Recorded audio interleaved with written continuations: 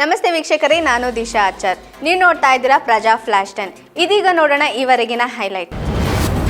ಉಪಮುಖ್ಯಮಂತ್ರಿ ಡಿಕೆ ಶಿವಕುಮಾರ್ ಹಿಂದುತ್ವದ ಹೆಸರಿನಲ್ಲಿ ನಾಟಕ ಮಾಡುತ್ತಿರುವುದನ್ನು ನಾನು ಒಪ್ಪುವುದಿಲ್ಲ. ಕಾಂಗ್ರೆಸ್ ಹಾಗೂ ಡಿಕೆ ಶಿವಕುಮಾರ್ ಹಿಂದುತ್ವಕ್ಕೆ ಹಾಗೂ ದೇಶಕ್ಕೆ ಬಹುದೊಡ್ಡ ಹಾನಿ ಮಾಡಿದವರು ಎಂದು ಶ್ರೀರಾಮ ಸೇನೆಯ ರಾಷ್ಟ್ರೀಯ ಅಧ್ಯಕ್ಷ ಪ್ರಮೋದ್ ಮುತಾಲಿಕ್ ಆಕ್ರೋಶ ವ್ಯಕ್ತಪಡಿಸಿದರು. ಮುಡಾ ಹಗರಣಕ್ಕೆ ಸಂಬಂಧಿಸಿದಂತೆ ದೂರುದಾರ ಸ್ನೇಹಮಯಿ ಕೃಷ್ಣ ಸ್ಫೋಟಕ ಹೇಳಿಕೆಯೊಂದನ್ನು ನೀಡಿದ್ದಾರೆ. ಮುಡಾ ಹಗರಣದಲ್ಲಿ ಸಿದ್ದರಾಮಯ್ಯ ವಿರುದ್ಧ ಅತಿ ಹೆಚ್ಚು ದಾಖಲೆ ಕೊಟ್ಟಿದ್ದೇ ಕಾಂಗ್ರೆಸ್ ನಾಯಕರು ಎಂದಿದ್ದಾರೆ. ಸಿಎಂ ಭ್ರಷ್ಟಾಚಾರದ ಬಗ್ಗೆ ಕಾಂಗ್ರೆಸ್ ನಾಯಕರಲ್ಲಿ ಅಸಮಾಧಾನ ಇದೆ. ಕೊಟ್ಟಿರುವ ದಾಖಲೆಗಳು ನನ್ನ ಹೋರಾಟದ ವೇಗ ಹೆಚ್ಚಿಸಿವೆ ಎಂದಿದ್ದಾರೆ. ಬೆಂಗಳೂರಿನ ಪೀಣ್ಯ ಪ್ಲಾಂಟೇಷನ್ ಮತ್ತು ಜಾರಕಬಂಡೆ ಕಾವಲು ಪ್ರದೇಶದಲ್ಲಿ ವಾಯುಪಡೆ ವಶದಲ್ಲಿರುವ 444.12 ಎಕರೆ ಅರಣ್ಯ ಭೂಮಿಯನ್ನು ನಿಯಮದಂತೆ ಮರು ವಶಕ್ಕೆ ಪಡೆಯಲು ಕ್ರಮ ಕೈಗೊಳ್ಳುವಂತೆ ಅರಣ್ಯ ಸಚಿವ ಈಶ್ವರ ಖಂಡ್ರೆ ಅಧಿಕಾರಿಗಳಿಗೆ ಸೂಚಿಸಿದ್ದಾರೆ. ಮಂಡ್ಯಕ್ಕೆ ಕೃಷಿ ವಿಶ್ವವಿದ್ಯಾಲಯದ ಜೊತೆಗೆ ತೋಟಗಾರಿಕೆ ವಿಶ್ವವಿದ್ಯಾಲಯವನ್ನ ತರುವ ಕುತಂತ್ರ ನಡೆಯುತ್ತಿದೆ. ಉತ್ತರ ಕರ್ನಾಟಕಕ್ಕೆ ಕೊಟ್ಟ ವಿವಿಯನ್ನ ಕಿತ್ತು ಇಲ್ಲಿಗೆ ತರುವ ಅವಶ್ಯಕತೆ ಇಲ್ಲ. ಕಾಂಗ್ರೆಸ್ ಸರ್ಕಾರ ಉತ್ತರ ಕರ್ನಾಟಕ ವಿರೋಧಿ ನಡೆ ಅನುಸರಿಸುತ್ತಿದೆ ಎಂದು ಬಿಜೆಪಿ ರಾಜ್ಯಾಧ್ಯಕ್ಷ ಬಿವೈ ವಿಜಯೇಂದ್ರ ಹೇಳಿದರು. ಸುಳ್ಳು ಆಶ್ವಾಸನೆಗಳು, ಭರವಸೆಗಳ ಮೂಲಕ ಅಧಿಕಾರಕ್ಕೆ ಬಂದ ಕಾಂಗ್ರೆಸ್ ಸರ್ಕಾರ ಚುನಾವಣಾ ಸಮಯದಲ್ಲಿ ಜನರಿಗೆ ಸ್ವರ್ಗ ತೋರಿಸುತ್ತೇವೆ ಅಂತ ಹೇಳಿ ಇದೀಗ ನರಕ ತೋರಿಸುತ್ತಿದೆ. ಬರುವ ಬಜೆಟ್ನಲ್ಲಿ ರಾಜ್ಯದ ಜನರ ಮೇಲೆ ಎಷ್ಟು ಪ್ರಮಾಣದ ಸಾಲ ಹೊರಿಸುತ್ತಾರೆ ಎಂಬುದನ್ನು ಕಾದು ನೋಡಬೇಕಿದೆ ಎಂದು ಸಂಸದ ಡಾಕ್ಟರ್ ಕೆ ಸುಧಾಕರ್ ತಿಳಿಸಿದರು. ಹಿಂದೂಗಳಲ್ಲಿ ಯಾರೂ ಬಡವರಿಲ್ವಾ, ಮುಸ್ಲಿಮರು ಮಾತ್ರ ಬಡವರ ಎಂದು ವಿಪಕ್ಷ ನಾಯಕ ಆರ್ ಅಶೋಕ್ ರಾಜ್ಯ ಸರ್ಕಾರದ ವಿರುದ್ಧ ವಾಗ್ದಾಳಿ ನಡೆಸಿದ್ದಾರೆ.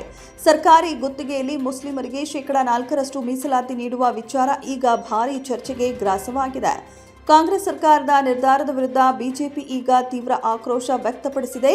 ಸದನದಲ್ಲೂ ಹೋರಾಟದ ಎಚ್ಚರಿಕೆ ನೀಡಿದೆ.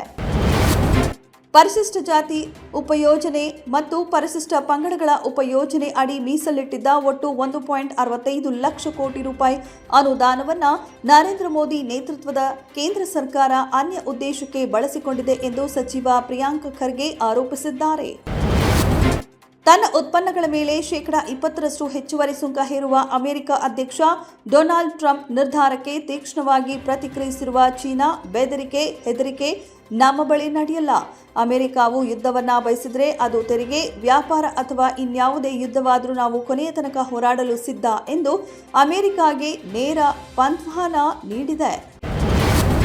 ಐಸಿಸಿ ಚಾಂಪಿಯನ್ಸ್ ಟ್ರೋಫಿಯ 2ನೇ ಸೆಮಿಫೈನಲ್ ಪಂದ್ಯದಲ್ಲಿ ದಕ್ಷಿಣ ಆಫ್ರಿಕಾ ವಿರುದ್ಧ ನ್ಯೂಜಿಲೆಂಡ್ ಭರ್ಜರಿ ಜಯ ಸಾಧಿಸಿದ್ದು ಫೈನಲ್ನಲ್ಲಿ ಭಾರತದ ವಿರುದ್ಧ ಪ್ರಶಸ್ತಿಗಾಗಿ ಸೆಣಸಲಿದೆ.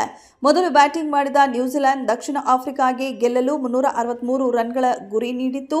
ಈ ಬೃಹತ್ ಮೊತ್ತವನ್ನು ಬೆನ್ನು ಹತ್ತಿದ ದಕ್ಷಿಣ ಆಫ್ರಿಕಾ 9 ವಿಕೆಟ್ಗಳ ನಷ್ಟಕ್ಕೆ 312 ರನ್ಗಳನ್ನಷ್ಟೇ ಶಕ್ತವಾಯಿತು. ಈ ಮೂಲಕ 50 ರನ್ಗಳ ಅಂತರದಲ್ಲಿ ಹೀನಾಯ ಸೋಲು ಕಂಡಿದೆ. ತೆಲುಗು ಸ್ಟಾರ್ ರಾಮ್ ಚರಣ್ ನಟನೆಯ ಬುಚ್ಚಿಬಾಬು ಸನಾ ನಿರ್ದೇಶನದ ಬಹುನಿರೀಕ್ಷಿತ ಚಿತ್ರದಲ್ಲಿ ನಟ ಶಿವರಾಜ್ ಕುಮಾರ್ ನಟಿಸುತ್ತಿದ್ದು ತಮ್ಮ ಪಾತ್ರದ ಲುಕ್ ಟೆಸ್ಟ್ ಅನ್ನು ಪೂರ್ಣಗೊಳಿಸಿದ್ದಾರೆ ಮತ್ತು ಶೀಘ್ರದಲ್ಲೇ ಚಿತ್ರದ ಸೆಟ್ಗೆ ಸೇರಲಿದ್ದಾರೆ ಎಂದು ಚಿತ್ರತಂಡ ತಿಳಿಸಿದೆ. ಇದಾಗಿತ್ತು ಇವರೆಗಿನ ಹೈಲೈಟ್ಸ್. ಮತ್ತಷ್ಟು ಅಪ್ಡೇಟ್ಸ್ಗಾಗಿ ನೋಡ್ತಾ ಇರಿ ಪ್ರಜಾಧ್ವನಿ ಟಿವಿ.